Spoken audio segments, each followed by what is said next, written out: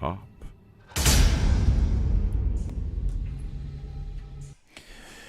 Welcome to the All Things BMX Show. This week's show, coming in hotter than finding out that chick at the truck scales actually does have an OnlyFans. And your login still works, buddy. We got a stoked evening planned for you. We got Mike from TRA BMX on deck this evening. Ladies and gentlemen, we'll have him on screen here in a second. Man, the dude, Mike's been putting in the work, let me tell you. He just finished up his double cross race and the dirt jumping contest. We're going to be talking to him tonight about that and what motivates him to keep that scene going on and his BMX story. You can join us each and every Wednesday for the most part when we're not taking him off to not go race because it rains all the time this time of year. Right here, 8 o'clock. Yeah, we kind of – that didn't work out, did it? It hasn't worked. I don't think it's worked out once this year. No, every time you're like, hey, let's hit a Wednesday race. And nope. It is raining. You can catch us on Facebook, YouTube, and Twitch.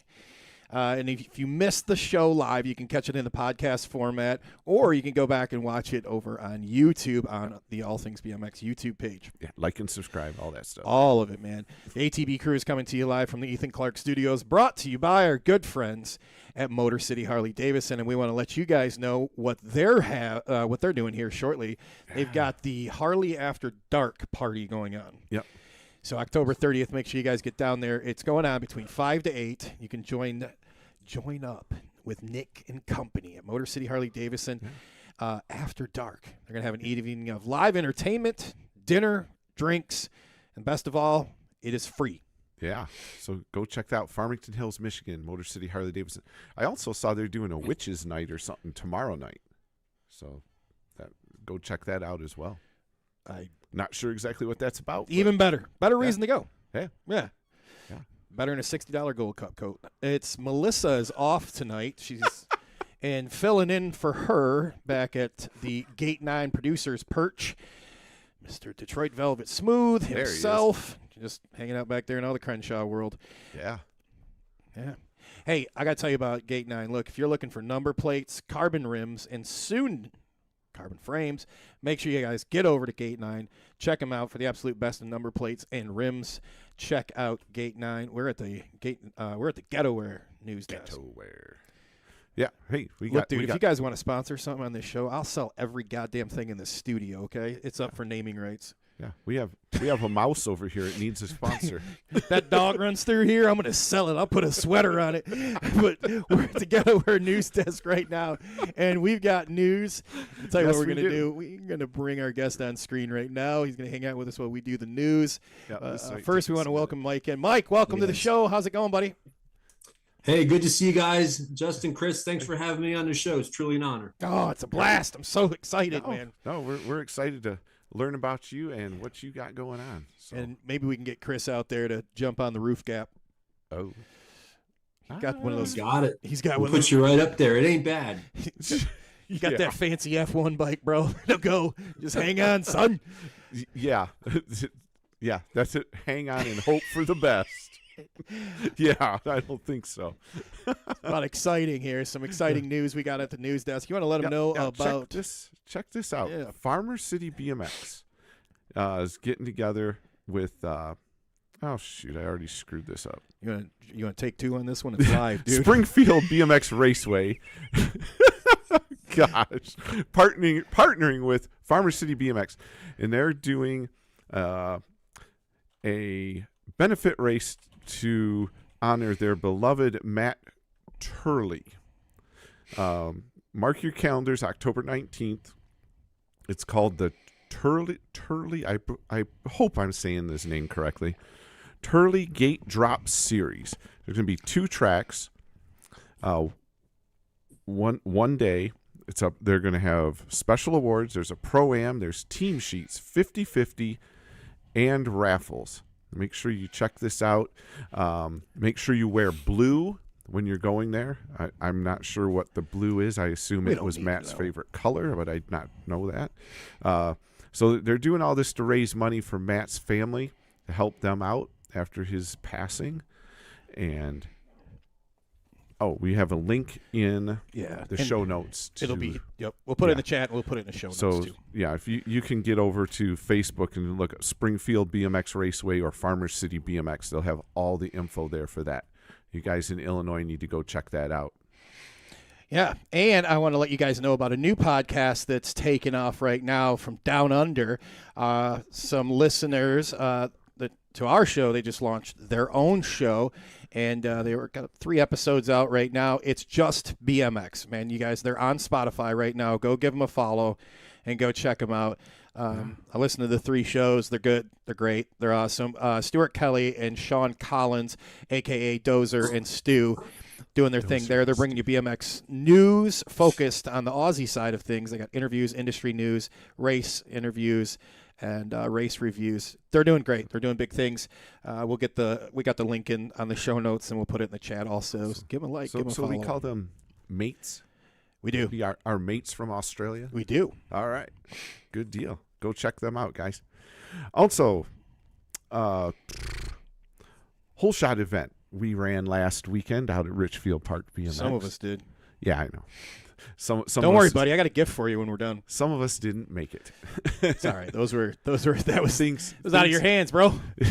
Life gets in the way. So maybe get that new truck now. Yeah. Right. I want to say thanks to everyone that was part of the whole shot race. We put a ton of work into this, and just like our guest this evening, he just had an event that we're going to talk about for the majority of the show. He knows too. You guys all know that we're there. It doesn't happen without all the people and the volunteers that step up and help, and the sponsors too. I got so many of them. And what was crazy was like the swag, man. Yeah, we rolled up and we had like $350 for payouts for the 4 classes. Yeah. By the time the gate dropped, we had $600. Wow. Like this family, Olson's came up. They had like $50. Dennis Yubera threw in like 100. It was really cool, and the kids got paid. Awesome. We had tons of swags and ton of swag, ton of prizes to give away. People that don't know about the gist of it, it's a whole shot challenge. So we only raced till the exit of the first turn. Yeah, and Richfield's got a pretty fun straight, big, wide open first turn. One of those fancy pro start, electric gates, and so. We had the fog machine in the gate, a brand new one, and we forgot to turn it on. What? We turned it on in practice, and it was so cool. And dude, when the racing got going, it was great, dude. It ran super fast and everything because it was like our third one we've done. So like things were rolling real smooth. Totally forgot to turn it on. Oh, man. Well, we'll get it. Hey, something to look forward to next time. The DJ was killing it. Paul and I had dual mics. We were going back and forth. We had a great time. And again, most importantly, thanks to everybody that participated. We appreciate you guys spending your Saturday evening with us out at the world's only rock and roll BMX track, Richfield Park. And thanks to Richfield Park for hosting it. Yeah, all those guys out there, the volunteers, everybody. Yep. Anybody who helped with it, thank you very much. For tons of lights. It was a good time, man. Yeah. It was a lot of fun. And our show doesn't happen without the support of the following companies. Morris Digital Design. I got to say a huge thanks to Anthony Morris for being so patient on the overhaul of our website. Thank you so much. And if you guys got a website that you're looking to get spun up or a little tune-up, make sure you hit up Anthony over at Morris Digital Media. Krupp and Carter, who is one of the sponsors of the whole shot race. They are the official BMX brand made by BMXers for BMXers. Their aim is to be the first big box brand in the malls and the outlets and your favorite places to shop. Restocked with the hottest BMX drip. Make sure you guys check them out. That's Krupp and Carter. Yeah, hey, also make sure you check out On Two Wheels BMX. Stop by the bright orange race next time you're at a national event.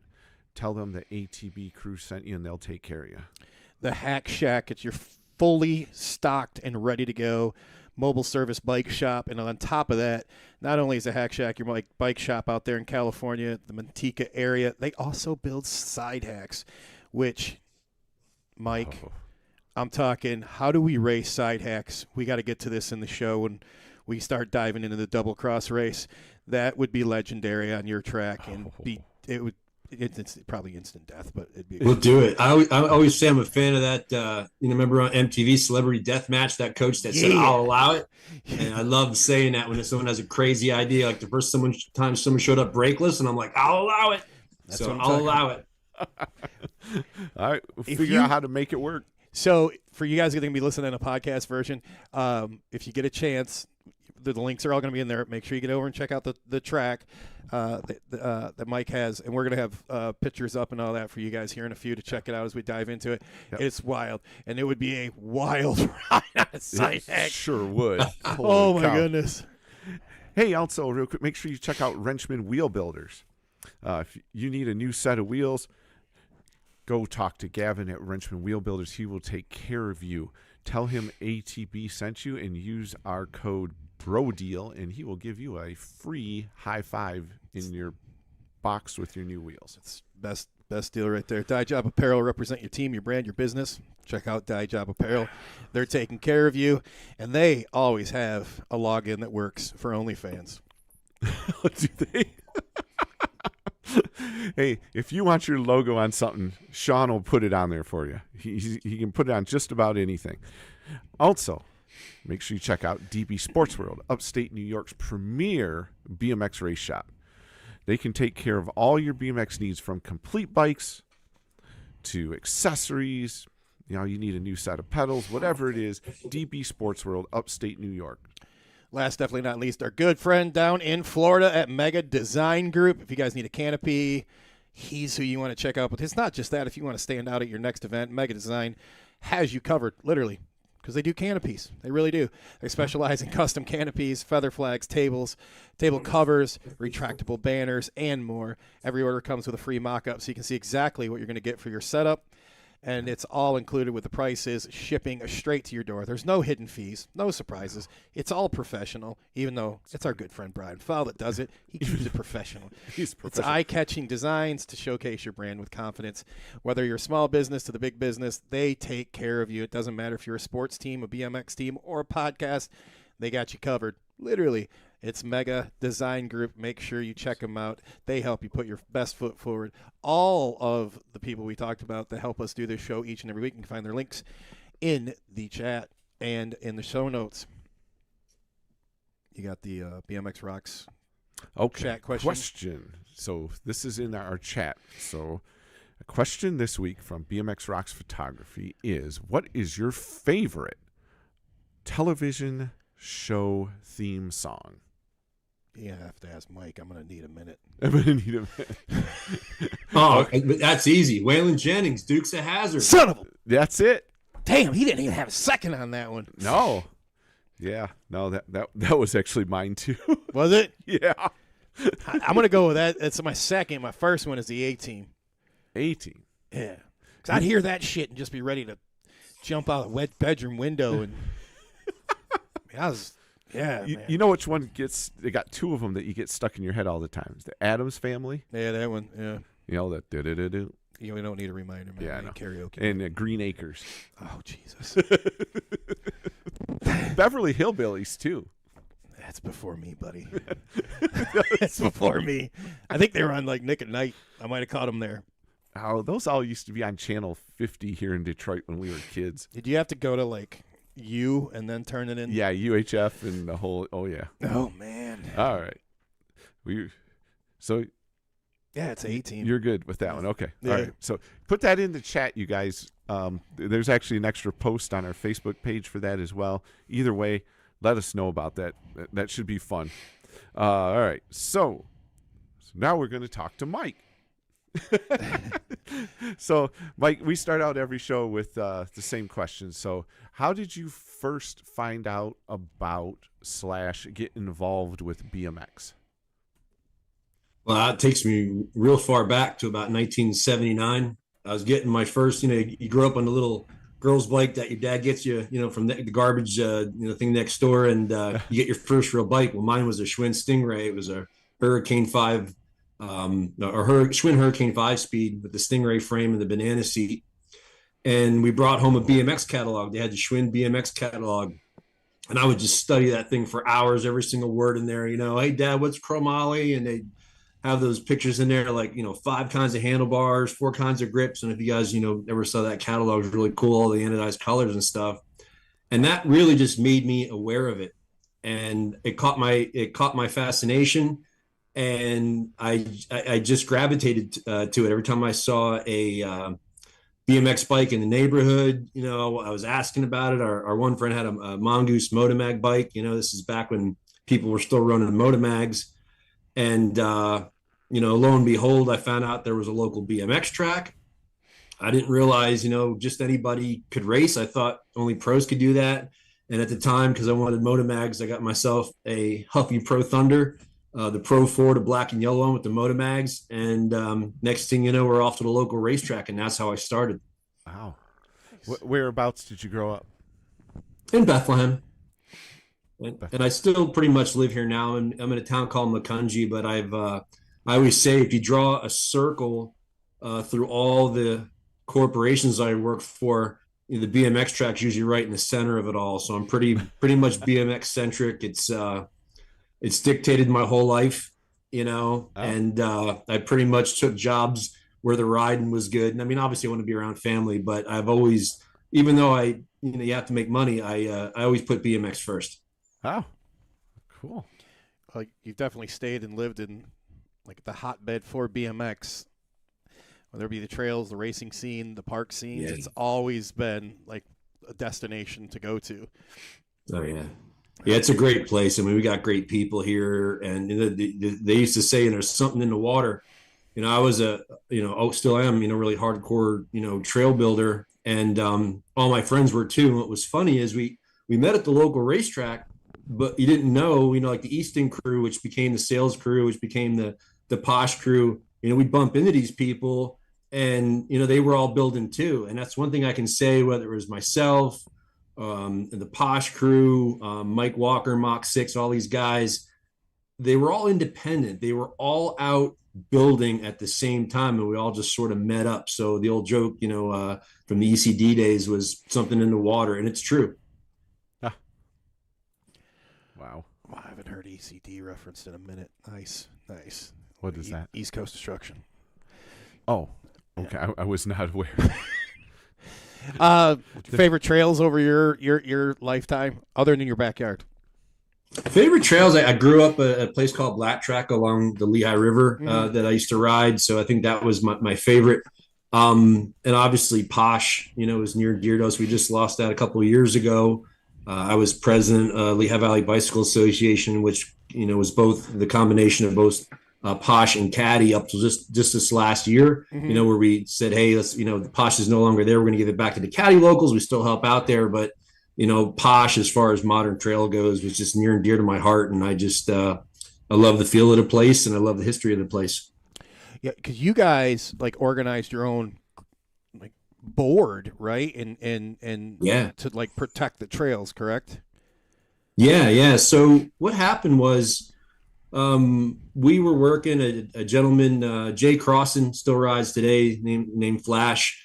We were working at a competitor company to the one I'm working at now, so I won't mention the name. And at the time, Caddy got found out, and they said, hey, they gave him a chance to organize. And people call me all the time, what do you do? And the first thing you find out from your landowner if you have a chance. So they got organized. They found an insurance partner. It's the same one I use to this day. She's really great. And hey, Mish, and shout out to Mish. And they got Caddy legalized. So soon after, believe it or not, I mean, it was crazy getting Caddy legalized, and the locals all did that on their own without my help. I was on the board of directors of the NBL at the time, and the NBL doing it wasn't feasible. And in retrospect, that probably was the good thing, right? Mm-hmm. So what they were doing, they were filming the movie Transformers in Bethlehem using all the old steel mills. And they were looking at properties, and the one property was owned by the Tallarico family, which is a very influential family, good bunch there. And they own the quarry where Posh was at. And so they found we were there. They said, hey, if you can get organized, we can talk. So, of all things, I used to be years ago. I was an altar boy at the local Italian church, and they were about to close that church down. So, I hadn't been there in like 20 years, and I go to this church, and it was like the last mass ever, and I noticed some guy standing in the back, and there's this lady with a wide brimmed hat, and I just had that mental picture of this guy. So we go to Posh, and the guy walks down the hill, and it's that guy from church. And I said, "Hey, were you at Our Lady of Pompeii Church about 9 in the morning last Sunday, sitting back next to the lady with the wide brim hat?" And all the Posh locals are like looking at each other like, of course this is happening. Of course, Geneilcore was in church and right next to the guy or whatever. But we hit it off great. They gave us a chance to legalize. And what I was concerned about was just sponsorship. I didn't want two of the world's most famous trails competing for sponsorship money. It wasn't good for the trails. It wasn't good for the industry. I wanted to have a 2-for-1 type of arrangement there. So I got everyone together and we formed Lehigh Valley Bicycle Association, which was, home of Posh and Caddy Trails. And we did a 12-year run together, and it was great. And we raised, oh God, in our lifetime, I'm going to say on the order of $150,000 together over those years. Not all at once, but just cumulatively over. And we had an amazing time. All the stuff's online. You can see all the contests we did, and the high air contests and fastest run comps, and it was amazing. And then when Posh got plowed, things changed, right? And so we determined last year was there's no reason to have like 10 guys on the board when you only have one set of trails. So we did like a banner fundraising year. I think it was our highest year ever. I think we raised like we had like 3 years of funding left in the bank when we were done. And that was our way of saying thank you to the caddy guys. And we'll be there this Saturday. You'll see me water and jumps on Saturday morning because the Caddy Halloween Jam is going to be there. So, of course, everybody come on out to that. But that's the story there. Wow. For those that don't know, how far, like physically far apart was Posh to Caddy? I'm going to say driving in the car in town, you're about 25 minutes. Damn. It wasn't like 25 minutes of highway, but it was like 25 minutes of traffic lights and stuff. So it was a good distance apart. And then Caddy is located on the land of Lehigh Valley International Airport. So that was unique. And then Posh, believe it or not, the one little parcel of this landowner, most of them is a town called Freemansburg, where most of it's a quarry. They just sold that quarry, actually, and that's why they put a road through there, and that was the end of Posh. They had one little parcel of land that Posh happened to be on, and it was zoned recreational, right, for the tax reasons. So here we are, we're zoned recreational, and we just put out a book. We had the 30 Years of Posh book.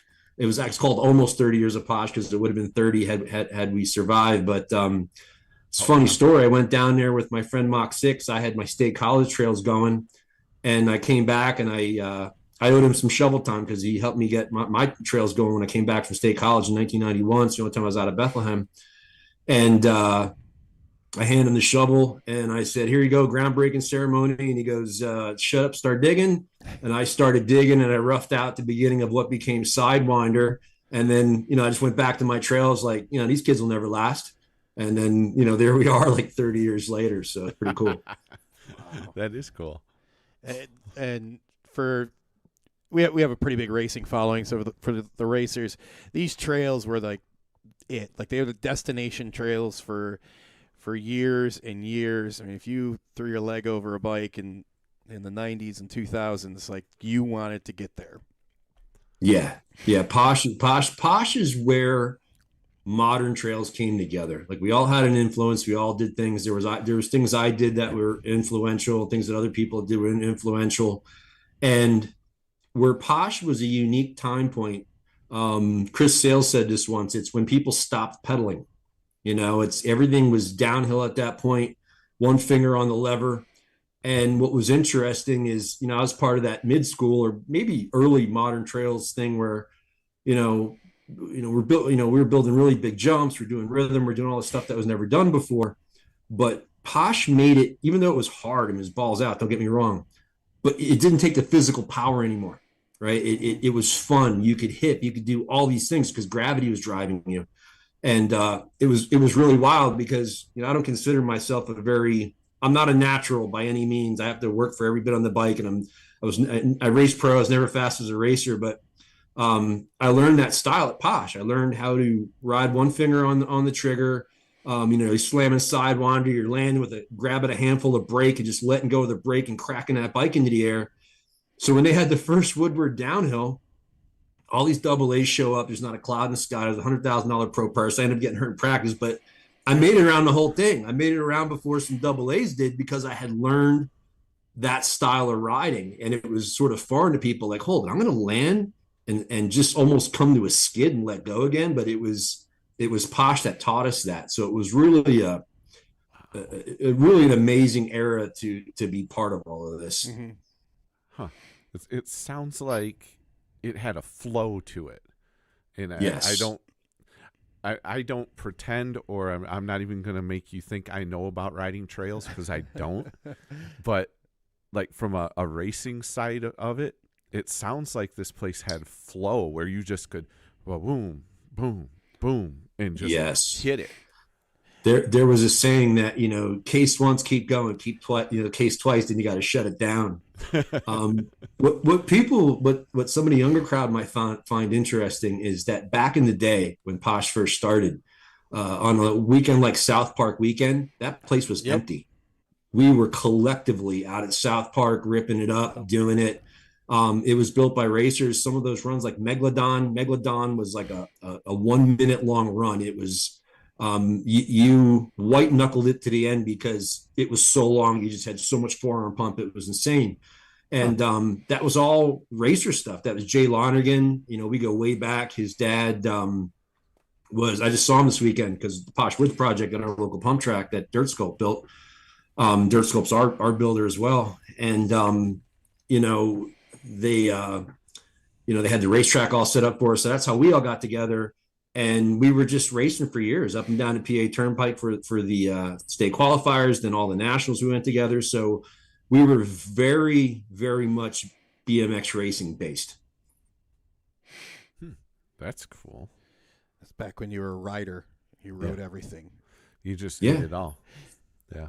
I might be skipping around a little bit here, but what was the trails that were part of Heroes of Dirt? That like self-funded sequel of supposedly of Rad?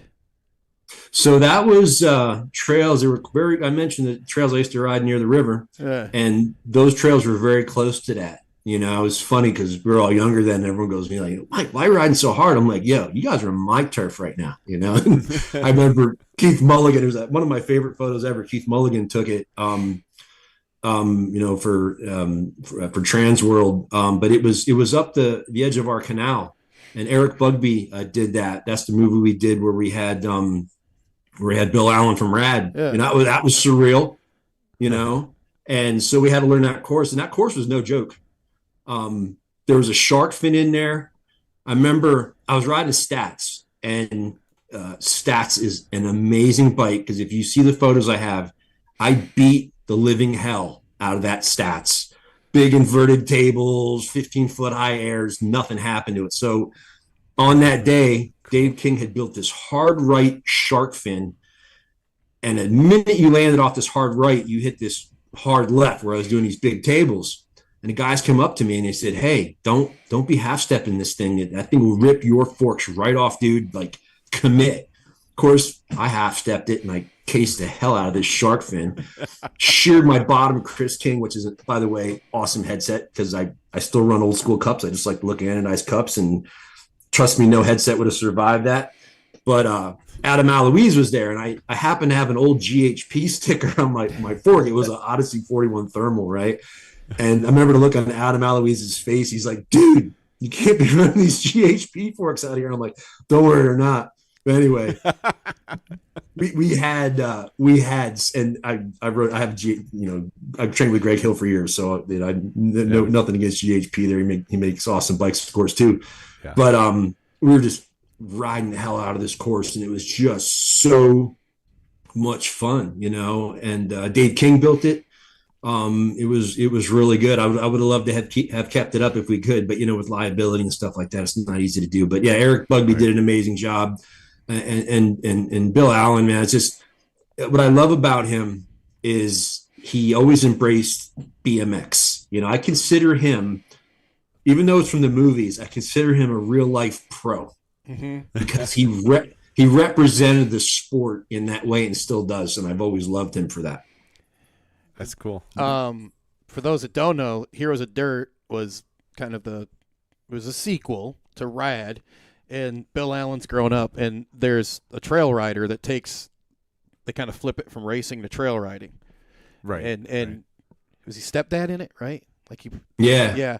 And you guys did all the money or raised the money for it, right? It was all what the Eric Bugby did. Yeah, Eric Bugby did, and then all the caddy guys were in it. And I would have loved to have been in it. My four-wheeler was in it, and then my four-wheeler got edited out. but yeah, all the caddy guys and stuff, Steve Crandall was a cop, which was awesome. That was such amazing. That part was hilarious. Yeah. And me and Crandall see each other every now and then. We bump into each other in the damnedest places, and it's always just hell raising when me and him get together. But he was a cop in that movie, and it really went good. And we're all still in touch. I mean, I still on Facebook, I see Eric Bugby and stuff, and just awesome guy. Love him like a brother. Real good scene. Crowdsource. That's what I was trying to say. Crowdsource. Sorry, yeah. I'm stumbling over that. Yeah. Do you still race? Yeah, I mean, I raced my backyard. Yeah. Right? So I raced my backyard completely balls out. I made 5 rounds this time, elbow to elbow. I was looking at the photos and it was crazy because I was keeping up. It's tough doing an event like this and racing it at the same time. But I still ride. Oh yeah, I love that shot you're showing right there. That shot there. So the Huffy team showed up, and that is my Huffy Pro Thunder that I talked about with the Motomags, and I pulled that out. And that's part of the magic of this race is, Nick Long is like, I'm coming. I'm like, oh my God. Then I get this text message. Hey, Mike, it's E-Pop. And I'm like, oh my God, when we at TRA, Huffy factory team goes rolling in here. So what an honor it was to have those guys. We had a great time. And yeah, we all raced. And so I would race more if I could do more of what I'm doing. I might start doing some more locals and stuff, but my passion is what I'm doing with TRA. So I'd sort of rather go out and just rip laps, instead of going to the racetrack. But where I'm missing is when I do this race, when you're racing all the time, you make mistakes and you start building up a catalog of things not to do next weekend. Mm-hmm. Right. I'm missing that edge, by far. I'm 56. I'm talking about having any edge whatsoever. Oh, there's me in the gate at Louismore Park. It was probably about 1982 there. And that guy's lifting the gate by hand. You see with the lever there. Yeah. But yeah, so I still consider myself a hardcore racer. I'm just not able to race as much as I'd like. Yeah. No, what is your local track for where you're at? Pottstown. It's Pottstown. Okay. Trilogy Park. And by the way, so Glenn and Kathy Napper are the engine for my race. So Kathy runs my registration. She handles the double elimination, all that stuff. Glenn's the gate starter. You cannot find a better family in BMX. I mean, they're just great people.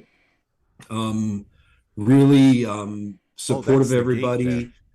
I go down in the spring sometime. I announced the race for them this year. Nice. And I go down, I drag the track, and I will look for anything they need from me because they're so helpful to me. If they say jump, I'll ask how high because they've just been so good to TRA. I can't say enough good things about the Napper family and Trilogy. And by the way, it's being a soil tack guy and using soil hardeners, Glenn's work, you can ride that stuff in a rainstorm, like full on rainstorm. And I know that's getting more common these days, but he has really, really, really nailed it. So yeah, excellent work that Glenn does down there, and Kathy. Nice. Awesome. How do you how do you like insure your track to have an event like this? We the same insurance that we do with the trails, our same insurance partner, is what we do.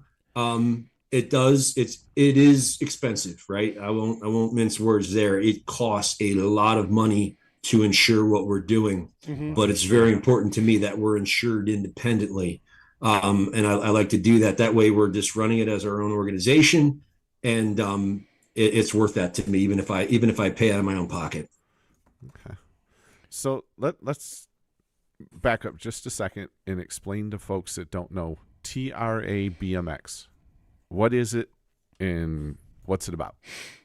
Yeah, so TRA BMX is BMX Trail Riders of America, and it's a organization I started, I think, around 2012, and it was really an outlet for our group of riders to start having contests. You've seen the double cross here, but we've also done skate park contests. We used to do out in York, PA at Grind Lab. We do jumping contests out there. So there's all kinds of things we do. And then in 2014, I think that was the one that I think people noted most. We did our first double cross. It was sponsored by Red Bull. We had an $8,000 pro purse. And what a day that was. I mean, we had Van Homan out here. We had Chris Doyle. We had, Scotty Cranmer. I mean, it was just such an amazing day. Brandon Dosh was out here. I can, go on. And that's what kicked it off. And so we did that in 2014. And then, some number of years passed. We were doing our fastest run comp set at Caddy and stuff like that. We call it the fastest hell comp, and we'd have our do that at Caddy. And then in 2019, we started doing the double cross again. And we've been doing it just about every year since. And riders love it, and it's been a lot of fun. So it's basically a one-on-one race. You start in your own lane, but there's, once the gate drops, it's like a regular two-man BMX race.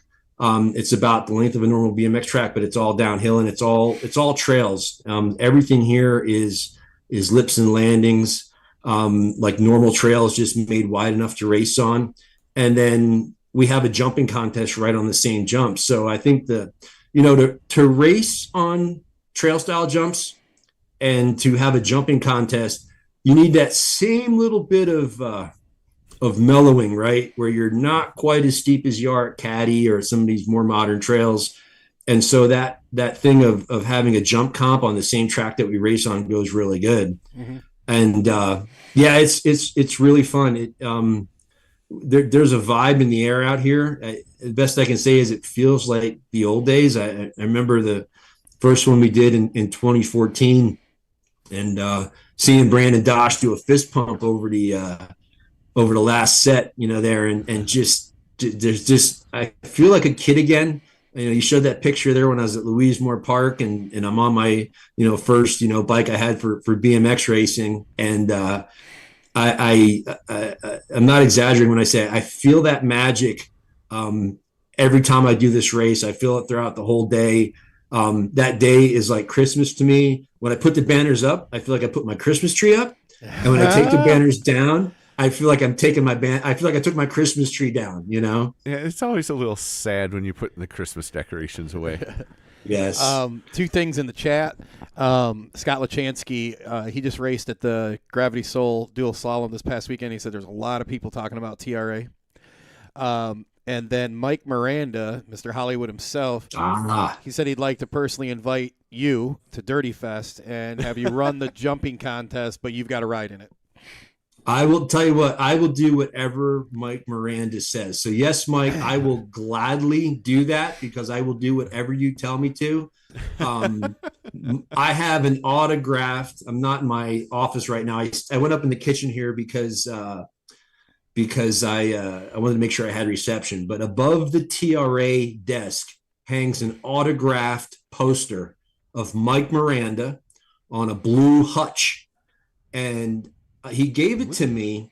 he was teasing me because Mike's good at you can't not have fun around Mike Miranda. Hollywood gave you a hard time, and I'm from East Coast, and I'm saying you from Orange, California. He goes orange, right? But I'll never forget this. So what Mike was doing is he was hitting the Woodward racetrack sideways. So he was basically, there was lips carved into the sides of the jumps because the racetrack lips are too flat. And he's going down and he's doing those killer Mike Miranda fully crossed up inverted tables. It's like watching God ride. And I know he's going to snicker at me saying that, but it's like watching God ride a bike. Yeah. And on the last one of that run, he cracks the bike over sideways. Sometimes a jump don't quite go the way you want it to. Mm-hmm. And he stalls for a second like he's going to come out of it. And then he leans back and just totally drifts that fully crossed up table. And I was like, that was the shit right there. Like that burned into my memory. So yeah, Mike's hanging above my desk and he's going to have me cleaning his floor and stuff. Now that I told him I'll do whatever he asked me to do. You got to be careful when you say that to Miranda. You don't just say whatever you want, Hollywood, I'll do it. Because he's already got he's already got five things lined up. I set myself up like a bowling pin. But no, I really admire Mike Miranda, John Cruz. Yeah. You guys, Daryl Young, all you guys have been a massive influence on me. Timmy Judge, you guys are burned into my soul. You're who I want to emulate every time I take off of a lip. I know I don't look anything like you guys, but I want you to know your riding is important to me, and you've had a massive influence, and I thank you guys for that. That's nice. Cool. Tom Johnson wanted to pass along. He said hi. Awesome. He's kicking butt. So I'm very proud. Tom's kicking butt, and I know he's been. You think it took a title, right? Just recently, right? Mm-hmm. With the number one age group, was it? Yeah, was it last year? I think that was last year because they're going into Thanksgiving. It'll be when he's setting good. So he's setting good. I follow Tom on social media, and he's. I'm very proud of what he's doing. Stay in shape, Tom. You're looking good. Looking excellent. Yeah. Let's see. Al Roybal stopped in and wanted to say hi too. Oh yeah, he wanted to say hi to the Nappers. Where did the whole idea for the double cross race even hatch from? Well, it goes back. I think it was in my DNA. Daryl Naw, he's you guys might know him now as the Olympic announcer, but he was on the road with us years ago. And I remember back as far as the days where I was riding a chrome-plated Thruster Tri-Power XL, and I'm like, man, track should have these, gigantic jumps and all this stuff. And everybody was saying, God, you could barely win a moto on that Thruster Geneilcore. But I just had this vision, and I had a dirt addiction, riding at our local motorcycle track. Rick Harvilla is the best man at my wedding. He'd build trails across the river and stuff like that. And it was just so big. So I always just had this desire to do massive things with BMX and dirt. And it started way back then, and it's funny because as that idea evolved, I had many of the ideas that, that were sort of tried over the years. It was sort of like that was, I remember Magoo did the downhill series, and I was 33 years old. I was the oldest rider. It was in Snap magazine. I was the oldest rider to make it around the whole track, even though I ended up crashing my last lap in practice and wasn't able to race. I sprained my wrist. So I jumped a big bomb drop, and that 45-footer was insane. You could, I think I just about blacked out jumping that thing. It was so scary and big at the time. And then the wind started blowing and Alan Foster went down, and J-Bone was like, well, you got to jump it like that and during the race, So like Wide World of Sports, I go down a ball of flames, and I'm on the ground, with my sprained wrist, seeing what else I did. And Magoo standing over me, and I said, Magoo, man, I had an idea about doing something like this one day. And he said, that's great, Geneilcore, because if this thing craps the bed come Monday morning, it's yours. Only Magoo humor. And then, when I was on the NBL board, Johan Lindstrom, I remember when ESPN said we're not going to do the telecast to the the downhills anymore. I had thought, and so I'm just musing, it was their idea. Migu, that was all his own. Johan came up with the idea for the big hill, and I thought, wow, I wonder if you could put it. So you think about this stuff over the years, and it sort of takes form. It was always there. So then I was reluctantly, it was funny, Kathy Napper, I always blame her. I say, you got me into this, but she said, hey, do you want to be on the board of directors of the NBL? And I'm like, no. And she's like, well, I'm sort of like, signing up to be there at the competition Congress, which is usually out somewhere far from here usually. Mm-hmm. And I says, I really can't get there, Kathy, and stuff. She goes, well, it's in Bethlehem this year, and we already signed you up. And, I had to change of heart that night. I thought to myself, come on, Mike. I thought, you could probably do some good for BMX. Why don't you just do it? And I remember talking to Tim Dinger. He was on the board previously. And shout out to him, great guy. And I took it to heart. I went in there and I really tried to give it my best, and right. Coming out of that, I think just that whole experience, the passion for the dirt, watching the sport evolve through those various stages, and then just seeing the death of the NBL, I thought to myself, I'd really like to just do it the way I see doing it. Mm-hmm. And then, of course, one of my dear friends, Dave King, I make him blush when I say this, but he's one of the world's best builders, in my opinion. He's done everything from some of Red Bull's biggest courses, ESPN, you name it. I've been on the road with him. I went to ESPN Brazil with him. I went to Dirt Conkers in Mexico and Guadalajara over the years. And so, when it came time to build the course, there was only one guy I wanted building this. And so he came in, we got all the big equipment. We were talking a little bit, Justin, about how that roof jump came to be. Dave was originally thinking, hey, we'll go down into that corner where the shark fin is now, go the other way and make a 270 berm that jumps over it. And I said, can you maybe make us just sort of jump onto that roof and off? And he looked at it and he said, if I dogleg that shark fin over a little bit, you have to have downhill. You can't have 1 ounce of uphill coming into that takeoff. And that's why the track, and we love it because it gives it some character. The track dog legs off to the left, and then it hits that roof and stuff, and the rest there. The bowl jump, I've been a bowl jump addict my entire life. I had a 9-foot bowl jump back in 1991. And that was always my thing, as I was always in the big jumps when trails were like, knee high, 3 foot high. I was building 6-footers, and then 7, 8, and 9. I built a 9-footer. My first one is in 91. So that jump there is a replica of that, and that's sort of how that all came together. So yeah, that's how I came to be. Wow. And we covered how you've done it. It started 2014, and you right off the cuff, you were hooked up with Red Bull. Yeah. Wow. Kudos to you. All right. Yeah.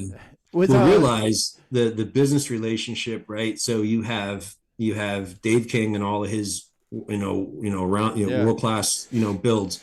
You have the caddy crew and all of that. You had my involvement in the NBL and stuff like that. So it was prime to put together a contest of this nature, and it's scary. I'll admit it. When you first do it, you're sitting there, you're promoting this thing, and you're like, what if nobody shows up? You know what I mean? Right. you have these thoughts, it's natural, right? But Red Bull's and Van Home and all those guys was great. Yeah, Red Bull's expecting a big show here, and you're getting a little nervous who's showing up. And the guys at Red Bull are awesome. They're very genuine. Everybody there is truly into the sports that they do. Bruce Bedell, I still see him on Facebook. Shout out to Bruce and all those guys.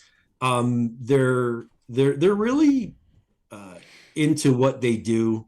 They're very genuine, and I really enjoyed working with them. That's cool. We had Tom Johnson, the guy that's behind the Ohio Trail Series.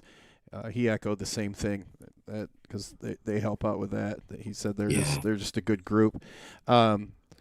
Where do you? Okay, so we talked how you came up with this thing. How do you find the time to work on it and do the upkeeping with a full-time job, being family, and Yeah. writing? Like, how do you? It, Where's it, the upkeep come it's from? it's just I don't know where I got it from. I had an insane work ethic. You know what? I'd call it, better yet, call it a dirt addiction. So I always loved building. Obviously, I love BMX as we all do. And it's funny how my day job sort of, or even college. I remember going to college, so I was working on my bachelor's degree, and up till then, you sort of slept till whenever you could on a Saturday till you went to work at the bike shop. And I remember just thinking, I had to work so hard in college. It was because I was in engineering, and I got my bachelor's from Penn State, my master's and PhD in mechanical engineering from Lehigh University. So when you're studying all that math and doing all that crazy stuff, you put in insane hours. You're up all hours of the night, just hammering and hammering and hammering.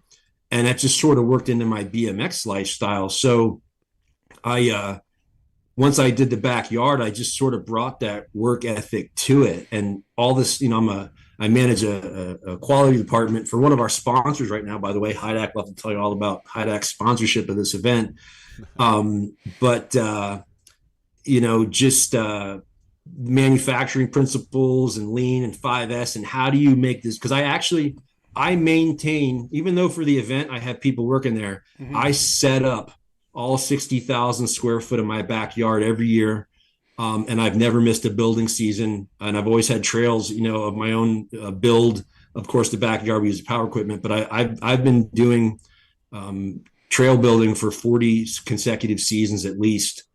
Started in 79. I think my first trails were 1985. So I'm just a workaholic, I guess. Mm-hmm. Yeah. As our friend Joe Doherty says, it's just in your blood. Yeah. Yes.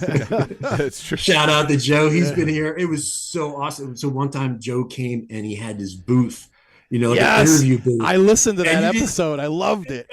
And you just showed up to this booth, and it was just such a classic idea, Joe in a booth, and we had so much fun. He brought it to Ray's too. What, he was up like on he was in the profile room, and I never missed, and I still don't miss an episode, right?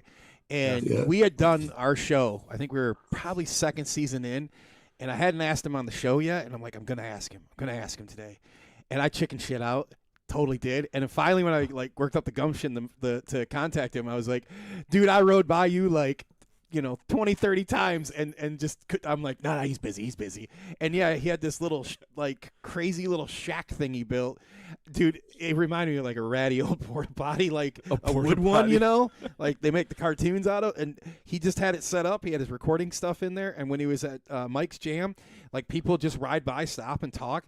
And he edited the episode, and that's exactly it. It's the coolest, because you hear everybody in the background. Like a mini little studio type thing, so he can just interview people. He just records on his iPhone. He keeps it super simple. Right. So, you could hear, the people, the announcer at Mike's event in the background, and he'd, give updates and stuff. Yeah, it was really cool. That's sweet. Yeah, it was funny. And I think it had a UCI drug testing sticker on there at some point. I don't know if he put that on there or what, which is great. Yeah. I have a funny story about that. So, we're talking about Heroes of Dirt. This goes back to the Heroes of Dirt. So I think it was either TRA or right after Joe Doherty's interviewing me. And I had a bunch of famous riders gear on. So I had Chris Muller's chest protector from the BMX Action Days. He gave that to me, Southern California. I had Brian Foster's elbow pads on. Wow. That he gave me, just didn't want him anymore. And I had Greg Hill's old helmet because he said, Geneilcore, your helmet's a pile. I was training with Greg Hill. And so he gave me this helmet. And so Joe's getting the story out of me, and jokingly he goes, do you have any special underwear on? And I'm like, there was this local guy, his name's, Ricky Race. And I called it their lucky underwear. I wore them at Heroes of the Dirt. So when he asked the underwear question, I'm like, even those are special, the whole outfit. But it was a funny moment with Joe. Good stuff. Yeah. I'm going to check the chat real quick. If you guys got any questions for Mike or stories you want to pass along, please put them in the chat right now. You guys listening in the podcast format after the show, slide over either to the Facebook page for TRA or Mike's Facebook. Tons of great pictures from the event. If you flip over to YouTube, you can flip over to YouTube, watch the show on YouTube that we're doing. It's got the pictures we've been putting up. Love the idea. So you have a non-traditional BMX gate start. It's more of a motocross start. How did you cook that up? Yeah. So I came up with that on purpose. So people may not know this. The younger crowd might know. I was a diehard racer for years. I raced pro. I wasn't fast, but I did the work. And I raced pro from, single A or B pro, you call it, from ages 30 to 42. I'm 56 now. Did a lot of gates. I was really into sprinting. I used to be able to deep squat 365 pounds. Like I loved it. I loved training, whether I want or not. Whatever place I got, I just had fun training all the time. So I was really into sprinting. So done a lot of gates, and I even developed some measurement equipment to show how fast a start you were doing. I was going to start, but I ended up not doing it because that was right about the time BMX was getting, but in my opinion, a little too much of that. So I looked at the traditional starting gate, which I think is awesome. I mean, it's a beautiful invention. You line everyone up and you go and you balance. I mean, what could be better than that? But what I found out for the crowd I was going for is there was those who've been racing and those who weren't. And that makes those the have and have nots of doing a start. And it became so sprint intensive that I wanted to take that out of the equation. A good analogy, when I was riding trails all the time at Posh, I thought, why don't all 42-year-olds do this until you have a significant injury, right? And It's the same thing with doing starts and lifting weights. I love doing that stuff when I was, but once you get injured, as it happens, and we've all worked through that kind of stuff, I started asking myself, don't I want this to be more about the part we really ride BMX bikes for is for jumping, right? So I came up with that gate, and it's a drop towards you kind of gate, and there's a block in the middle. This is also funny, just the way the ground's settled, it's tilted forward, so you have to start with your brakes on, right? And Louis Delfino, who happened to get third, got on the podium with the Huffy guys. He does a one-footed start, which is really cool and old school. Yeah. So that's what it was. It was to really just equilibrate everything and just, I love sprinting. I can honestly say it saved my life, all that hard work I did as an athlete for BMX all these years. But in my view, it was time to take that away and go a different direction. So it kind of leveled the playing field, racers versus trail riders, kind of leveled that whole playing field out. Yeah. You finally saw battles, for the longest time, they'd say, you put trail riders and racers on the same gate, and we know what the answer is, what's going to happen. But this changed that game, and it's a lot of fun. Well, now that we're talking about it, that makes sense, because I saw the pictures the other day. I'm looking at them like, what in the world's going on here? It's like a motocross gate. But like I said, now that we're talking about it, makes sense. Okay. It levels the playing field. Yeah. There you see the picture there. You see my rug system. So that seemed like such a simple thing, but that's something I give the caddy crew credit for. Rugs on the jumps in the Northeast. I know they've done it in the South and Florida, but for years I was trying to come up with the right soil tack and stone mixture to make jumps stay up in the winter. My more conventional looking racetrack, you can leave those jumps uncovered and they'll roll right back in.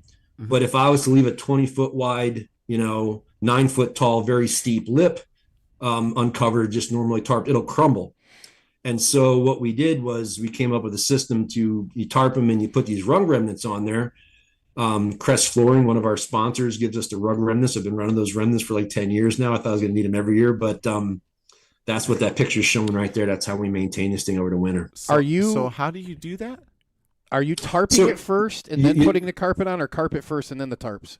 Yeah, you tarp it, and then you carpet the top 3 or 4 feet, and then you lay some weights on there.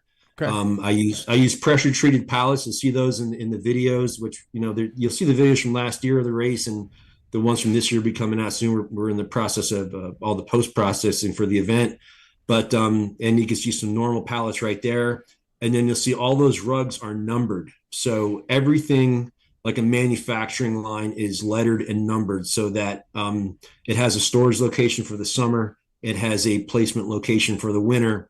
That way, if I can do it myself, but if I want to get help, I have a really efficient process, and I can set this entire course up. If the weather's good, I can set the entire TRA downhill course up in 10 days, and we can put it away in a matter of about 13 man hours. So it's a pretty efficient operation. Wow. Holy cow.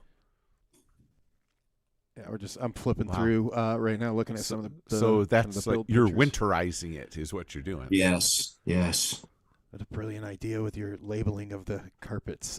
Yeah. Oh, you got to. You go nuts. I mean, there's Plus you got to have somewhere. Where do you put it all? So in that jump shed. So believe it or not, every single rug, we put a series of pallets on the ground, and there's air space all around because you don't want mold to form. And so we can, once you roll everything up, and I'll give you an example. You'll see a lot of banners on the course. They all roll into 4 10 by 10 inch, 36 inch long boxes. Well, just like that, all those rugs roll up into a 12 by 16 by 12 foot wide box that is the roof jump. So if you look in, in the videos, if you look in there, you'll see all these rugs stacked. That's where they go. And then the tarps go in a rack system in the barn. Wow. Dang. You've been at this a minute. That's awesome.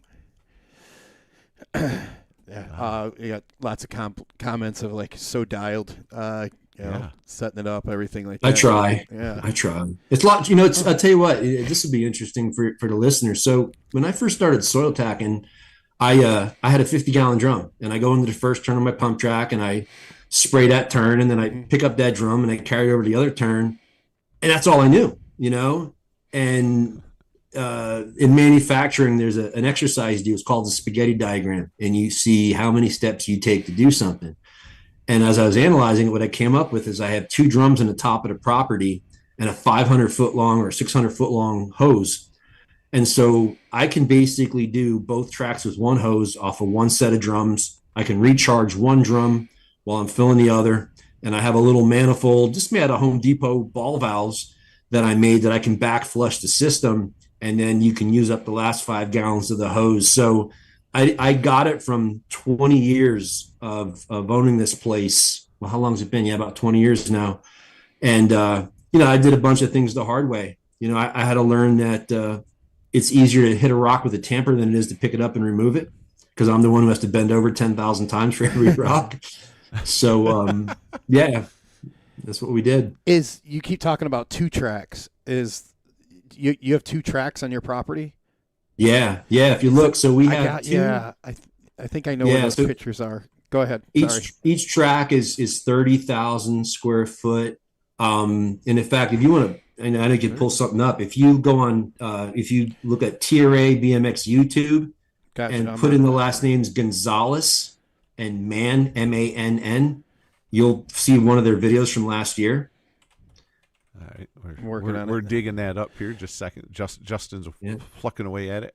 And when you watch that race, so you'll see the TRA race, and when they come into the second turn, if you look in the back, there's another 30,000 square foot. That's what I built. I was racing pro, and I built that, and I was saving all the land that TRA's on in case anything ever happened to Posh and Caddy, because of course, 2 world-class trails are not going to last for 30 some years, but here we are. They did. Yeah. And then of course we had the room for that. It's the Elijah Man and Mike Gonzalez one. Yep. Right. Yep. I got it right here. And here we go. Yeah. So if you play it, I'll just sort of narrate where that's at. Yeah, because is there any music in it? Yeah. I'll mute that so we don't. That's fine. Let me do this. Outcome IQ is. And there we go. Wrong account. Cap Gemini's AI. There we go. Let me get through the commercial here. I know because I was looking around and I kept seeing this other track in your yard, and I'm like, where does this fit? Here, we'll let you take us through here. Yeah. So here we're on the starting hill. All right, gate drops. And shout out to the Hydax Schroeder team, because I managed the Hydax Schroeder BMX team. But so now we're ripping around the course here. Now, if you watch, they're going to come over to roof jump. As they come into the second turn, look in the background. There's a whole 30,000 square foot track right back there. Shite.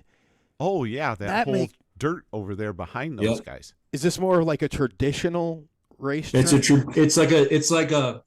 bigger than a normal track. It's sort of like if you had like a Worlds, it's that size. There's 3 full size racetrack berms, and each straightaway split in half. So you have 2 first straightaways, 2 second, 2 thirds, and two last straightaways. Dude, you upkeep that and the downhill one? Yeah. Dang. Yeah. And you're soil tacking like the traditional race one? All of it. I soil tack all of it. Wow, this is great. People who are watching or listening. Oh, that was the end. Yeah. So when you go back, if you're listening in the podcast version, come back to this part of this. We're YouTube an hour and 6 minutes in. There's your mark to go to the video. At an hour and 6 minutes, and you can see this track we're talking about. If you're listening on the podcast version, you can go to the YouTube All Things BMX Show and see the YouTube from the TRA. Dude, like I just. So a funny backstory here. So when I was in Brazil with Dave King, he was using a golf cart to roll the jumps in, and I said, "Well, I wonder what would happen if you put car tires on a 4-wheeler." And so they made an ATV hard pack kit, which is essentially car tires, and I put it on there. And I said, building that first track without knowing that and what soil tack was at the time is like one of those James Bond movies where you jump out with an airplane without a parachute. Well, I guess people do that for real now. But I had this idea. I originally was just going to use some, quarry dust and all the, Envirotech and all the traditional stuff. And I built this. And I ended up finding soil tack, and then the rest is history. Yeah. And what's funny is that awesome. radial tire on the 4-wheelers is now like a staple at your bike tracks. Yeah, it's it's age. There's a lot of stuff I was doing first, and just because I was I'm old, but I was the first guy in our area doing like rhythm, bowling into the ground. That was a pretty cool story. My friends Chris King and Nate Rubencam had like a roller rhythm, and I had never seen people jumping stuff that tight before. And I said, what if we bowled into the ground? Sales trail crew came up to the state college, and that happened. And then I was vertical stacking jumps before a lot of people were doing that, because I was going 6 foot tall. I was tarping. Nobody was really tarping in Bethlehem before I did that.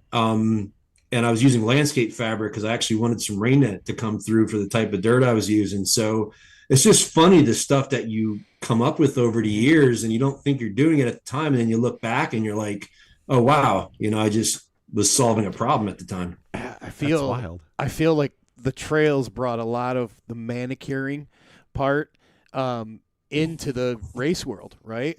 Sure. I know, like watching when you still could get props, right? And even Collins transits, and they would go to the trails, and we'd like, what the hell is this stuff on the jumps? We'd pause it, and we never had anything like you guys have.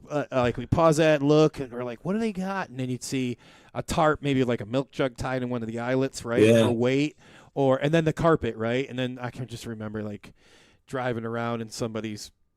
We're like, nobody's nice car or truck is going, because we're just stealing carpet, and God only knows what it came out of for our like jump areas, our trails and stuff. Yeah, and that we were seeing that stuff years ago. I mean, hasn't made props in a long time. Yeah, totally like innovating stuff a long time ago. And for those like I got, this is the Trek, and that's insane. That's like kudos to you, man. It's funny looking back. Like I remember the first time I thought of wearing safety gear. I'm sliding across the ground on my knees, and I feel the skin coming off, and I'm like, "Hey, knee pads!" And I remember the first time I'm totally being serious here. I remember the first time I thought, "Hey, a flat shovel would be way better than a spade shovel for building these jumps down by the river." And then I never thought of watching the river, the rain. So you'd be digging all day. a storm would blow your stuff out. And, you're living at home with mom and dad. You got nothing going on, and you're like just BMXing. So you'd come back the next day and you'd fix it and you still wouldn't look at the Weather Channel. So all of this stuff, watching the weather, tarping, it all came later. But the crazy part is we didn't even think of that back in the day. We just did it the hard way. Yeah. Yeah. You know who shared a story is Colin about that racing, because he Styles. Yeah, he came more of that era of like you just rode, right? So you'd ride trails, you did this, and I remember him telling a story. I don't remember if it was on the podcast he was on or ours, where he's like, yeah, man, like when I still lived in Florida, you'd watch the Weather Channel because it dictated like if you're going to try to go find a place to ride indoors, or if you're going to go to this track, or you're going to go to that track, or you're going to try to go here. Yeah, go north, go south, try and avoid the Yeah, weather. I'm like, yeah, just like what you said, man. Like I can think so many times we'd go out to like our local spot. Nobody thought of what you said. I mean, that was long before smartphones too, but you could still turn the Weather Channel on. Nobody thought of it. Yeah. Remember waiting for your weather on the TV? Or dude. watch the news. Yeah, you'd have to watch the news and wait because they'd come on like right at the beginning, or you had to wait till like almost the end or some damn thing like that. Yeah. Or AM radio. They always had the weather every 10 minutes. Oh, you were living the life when you got cable and you could just go to the Weather Channel. You're like, ooh, there it is, right there. There it is. I'm going east. I'm going west. Which one am I going to? Well, when the Weather Channel was weather. Oh, that's right. Well, it's like when MTV had videos, right? Right. Yeah, it's like when MTV was music videos. A lot of people saying, man, like your legend status in the coming through on all the chats here, and love hearing the stories. We got. You want to do the? Did you get a trivia question? Yeah, but I kind of need to converse with you for 2 seconds. Well, that's really hard to do in a live show. Why don't you point at it for me? All right. Oh yeah, I know that one. Okay. I don't know what that. I don't remember that. Okay. Okay. So, Mike, What do you think? Go ahead. I was gonna say, what do you think, listeners? Should I be scared right now? What are they doing? No, it's something you brought up. That's what Chris was taking notes for. Nice. So we're gonna do the. Hold on, I gotta slide over here. For you guys watching the show, I apologize. There was a couple cuts where we went to the wrong cameras and stuff. My stream deck went down right before the show.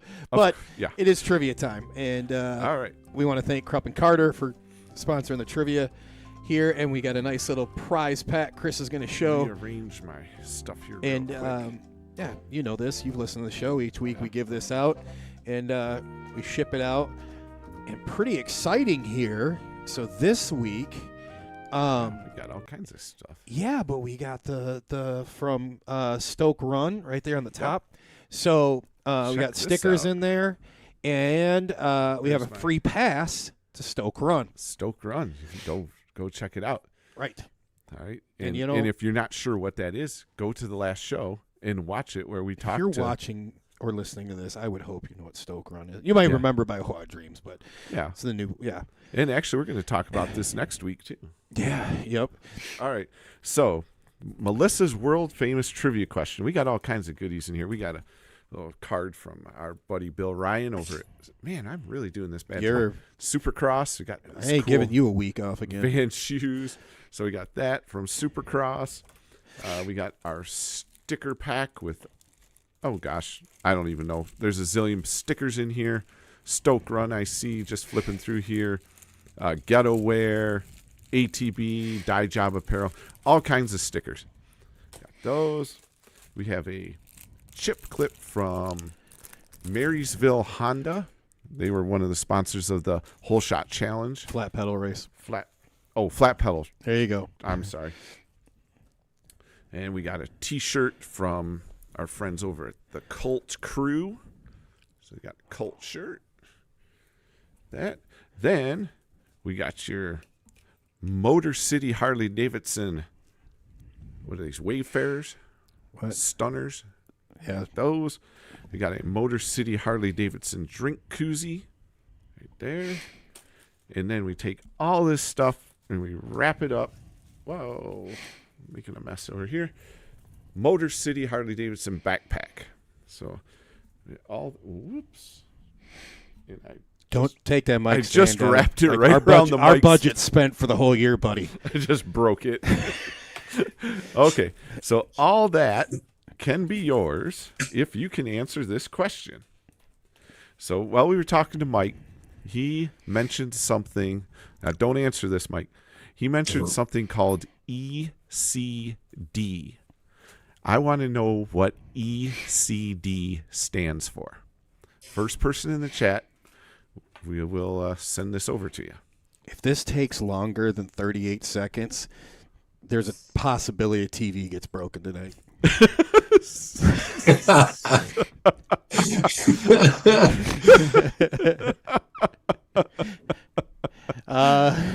And so we want to talk about next week real quick. Yeah, let me make sure I loaded that up. Okay. Yep, sure We'll did. wait just a second. Yep. Okay. Right, you're good. Good. All right. So make sure you join us next Wednesday. We're going to talk to our buddy Brant Moore. And speaking of Stoke Run, we're going to talk to him about his Stoke the Midwest Mini Ramp Contest. They did that last weekend over at Stoke Run. So we're going to talk to Brant about that and everything else he's got going on. He has his Friday mornings, the BMX News. Make sure you check that out on his YouTube channel. Hollywood just came in with probably what's going to just be. I feel like we might just have to give this to Hollywood. Oh no. His answer, which answer's doesn't even better. match His answer's the E, better the than C and the D, which is great. It says it's erectile drip dysfunction. I expect nothing different. I love that man.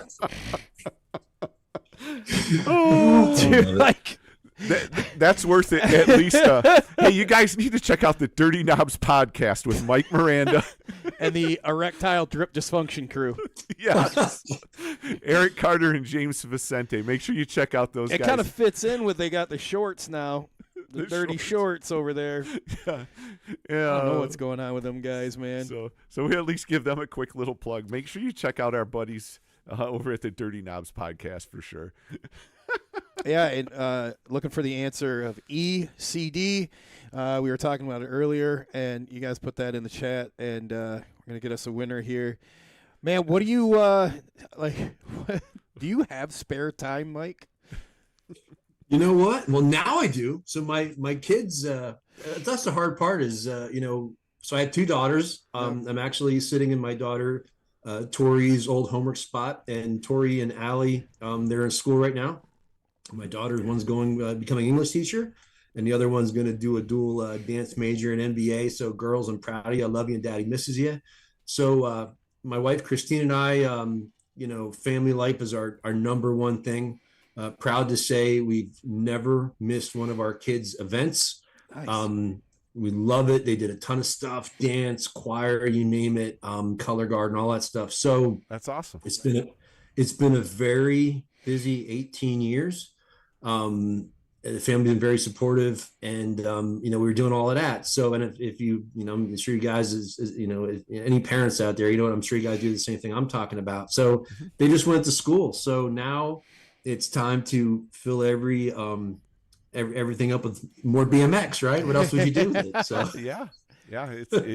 It's strange to have an empty house after all that time, isn't it? That's you, right? Yeah, it's hard. Yeah. It's empty. It hit us. It hit us.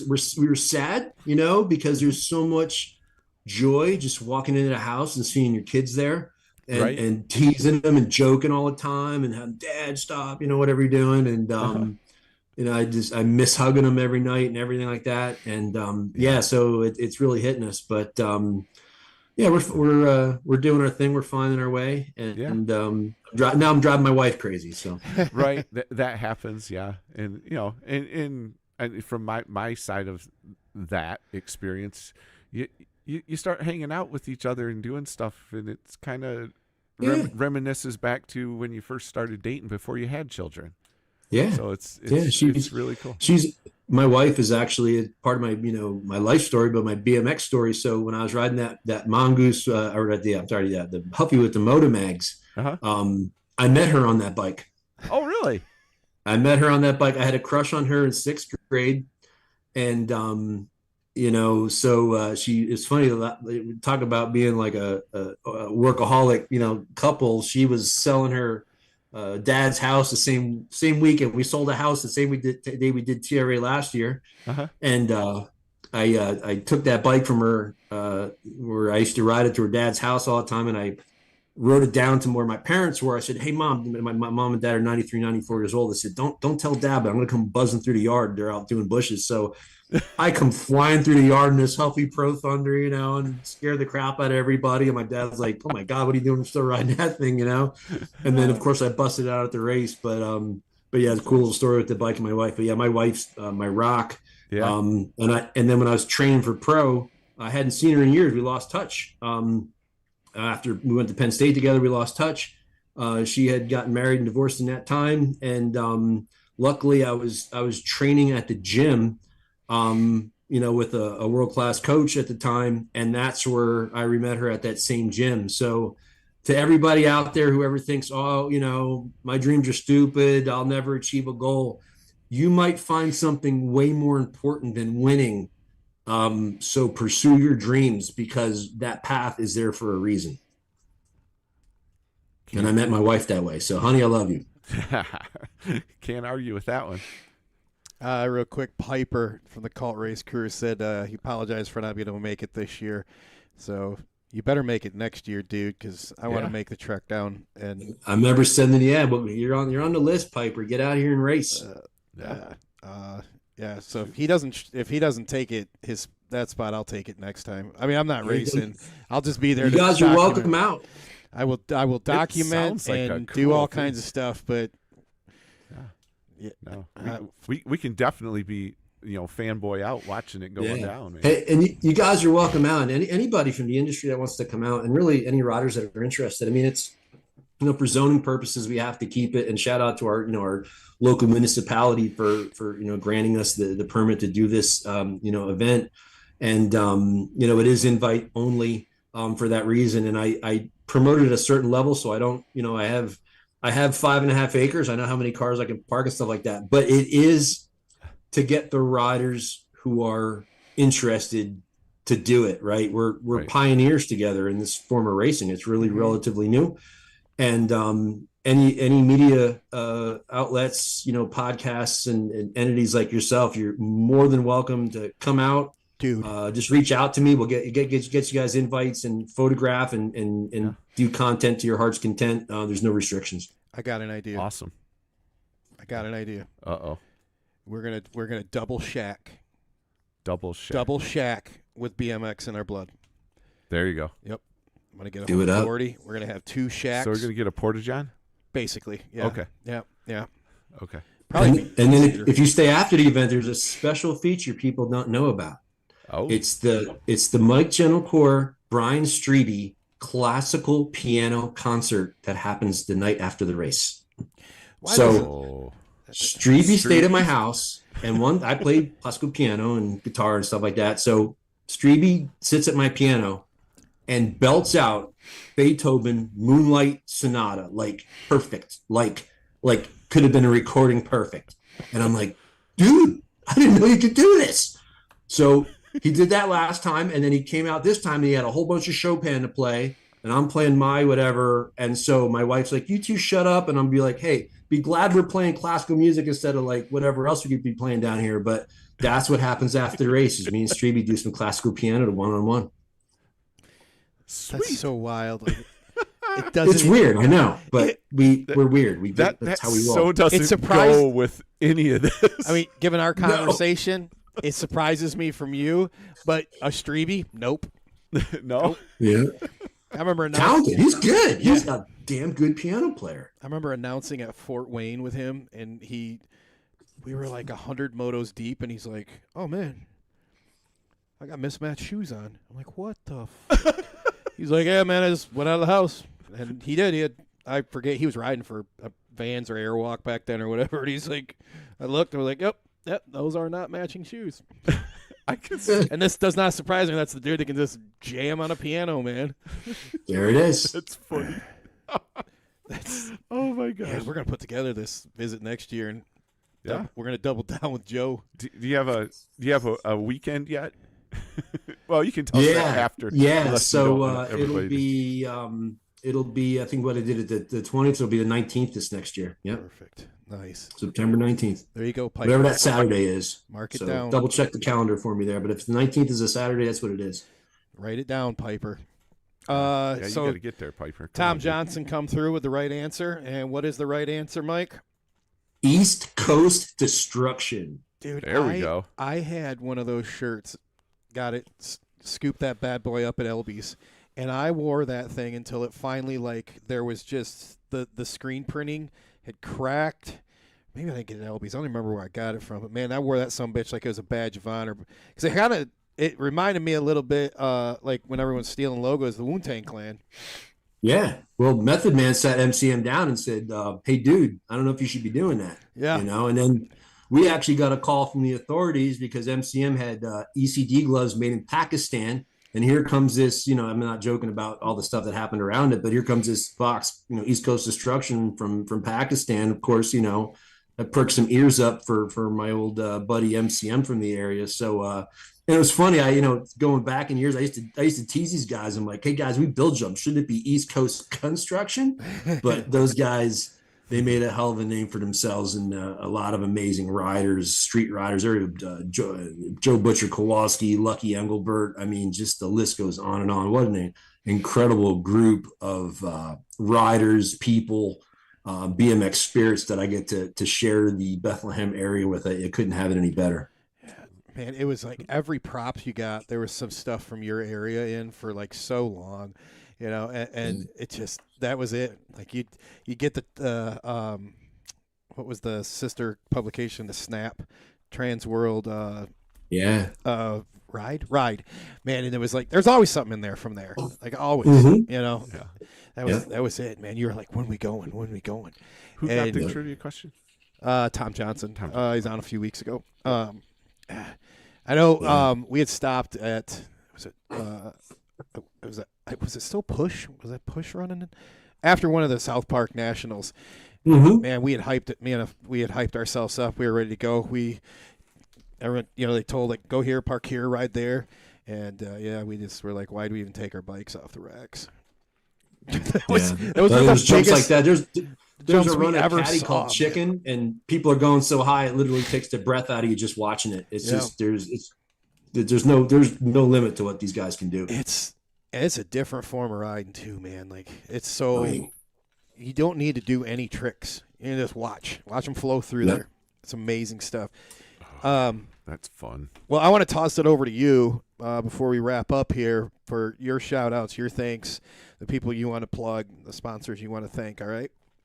Oh yeah. So, I mean, all of our sponsors, Fit, Chris Muller's been amazing supporting us. So shout out to those guys, Fit and S&M, Odyssey, Nuno's been supporting us forever. Tina at Empire, Kinetic Energy Drink, trying to make sure I don't miss anybody here. Fab Tech Welding and Repair, Steadfast. I mean, all these great companies. And then the company I work for, our president and CEO, Matthias Mueller from Hydak, approached me and said, I want to sponsor your race as long as you invite more Hydak people. And I said, this is by far the coolest company I could possibly work for. And then our sister company, Gus Schroeder, sponsors it as well. And then my teammate, Jeremy Beeler, also works at Hydak. He's from Posh. And then Taylor Barber down at our Denver, North Carolina facility, and all of us there. So, shout out to all of our sponsors. Thank you for making this possible. And then all the volunteers, there's a video on our social media. TRA could not run without its volunteers. And I mentioned Trilogy Park, and there's a whole host of, I don't want to mention any names. I put them all in the video so I don't miss anybody. But thank you so much to our volunteers. We couldn't do it without you. And then just, shout out to the entire BMX scene. There's people that probably watching this I haven't seen in years. I enjoy watching everybody out there ride. It warms my heart to see everyone still going for it. And then, of course, you guys, the All Things BMX show. I really enjoyed tonight. This was a lot of fun. And I'm so thankful that you guys invited me on here. So thank you for having me. We're thankful for you being on here. Thank you. Dude, like the names you're mentioning, the people you're talking about, those are just legit legends for me, yourself. Yeah. God, I couldn't tell you like how many apartments I had those pictures of the people you're talking about, you've worked with, you've rode with, you've built with, like pinned up on the wall. Like it's pretty cool, man. Posters and all that. Thanks. That was back when they weren't really posters. You just pages out pulled of a the mag. page out and Yeah. hey, that was bachelor decorating, son. Like, wow, your apartment's really cool. You have so many pictures hanging up with no frames. Scotch tape on the wall. Bro, I kept it classy. I use push pins. Push pin. Oh, you're bougie. All right. Little did I know I had to pay for that when I moved out. I should have used Scotch tape. Oh, we want to thank you for carving the time out and joining us, man. And you are welcome back anytime. And Yes. I'd love to have you back because we barely talked and touched everything you've been part of. Yeah. No. Awesome. Yeah. Anytime. Yeah. It'd be great to be on it sometime in the future. And like I said, you guys have an open invite to TRA. I'd love to see you join us, and it'd be fun to have you out for the event. Sounds like Do fun. you, at the event, is the track open? The like the BMX track, you just ride that too? Yeah. So, Such a we have a clutch little move. soil tack donation fund. It's not something we advertise too much, because we're trying to, control the crowd size down, but that track is full of kids. The first year we didn't even think about opening it or what we're going to do. And then kids were asking, I'm not going to say no. And next thing you know, it's become a really fun part of the event. So yeah, I keep both of them running during the event. Cool. Nice. That's cool. Tom Johnson wants us to take the prize pack and use it at one of our next locals. We'll make Give it it a mystery moto or something. Yeah. Thanks, All right. Tom. We appreciate it, man. I'll Thank you, Tom. make sure they give you a shout out too. Yeah. So yeah, check out Tom. He's got stuff going on too, right? Yeah. He was just The, on a few shows ago when you were off. Yeah. I don't know, 3-4 weeks ago, maybe. I was cruising. Yes. Yep. Yeah. Oh, speaking of, real Go quick. ahead. What do you got to My plug? daughter's birthday is Sunday, the 12th. Good of, thing you didn't October. forget that one. No, happy birthday, Anna. Thanks everyone for tuning in tonight, and you guys watching or listening on the podcast. Appreciate it if you're watching on the YouTube afterwards. Thanks again, you guys. Right on. We really appreciate it. Next week we have Brant on. Brant Moore. Yeah. So we'll be good talking about his Stoke the Midwest mini ramp contest. Plus everything else Brant's got going on. He's got all kinds of stuff going on. He's got the BMX news and so on. So we'll find out about that next week. Everybody come back next Wednesday, 8 o'clock. Like and subscribe, all that fun stuff. And God bless you. Have a great week, everyone.